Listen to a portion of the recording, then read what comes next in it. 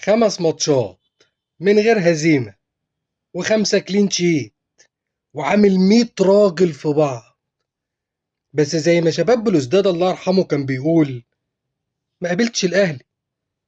تقابل الأهلي تاخد على عينك على طول. أول هزيمة وأول أهداف تدخل مرماك. وقفشة القاتل ذو الوجه الملائكي، الله عليك قضية تاني. يا ابني انت ما بتحرمش، يا ابني حرام عليك، حرام عليك، عقدت الدنيا كلها والله. اتفضل على صدارتك يا كينج، اتفضل يا ملك. رقم واحد وهيفضل رقم واحد.